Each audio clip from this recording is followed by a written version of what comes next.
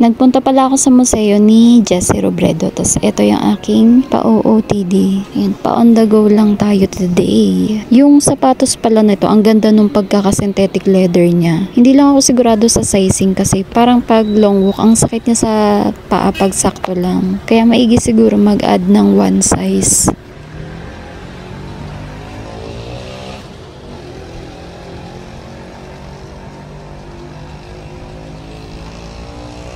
Tapos ito yung labas niya. Ang ganda nung building. Yung pagkakagawa niya. Tapos meron siyang lupa, may mga tanim siya. Tapos dito sa may taas, yan pakita ko sa inyo, may ano siya parang rooftop. Tapos ang taas niya, yan kapantay niya na yung puno. Yan ang presko lang. Kakaiba yung pagkakaano niya, yung gawa sa kanya.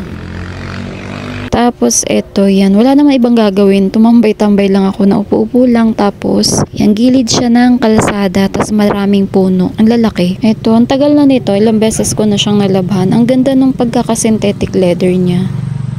T-shirt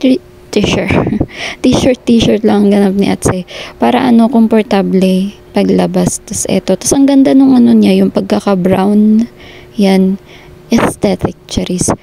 Ayan, baba na tayo. Wala namang ibang gagawin.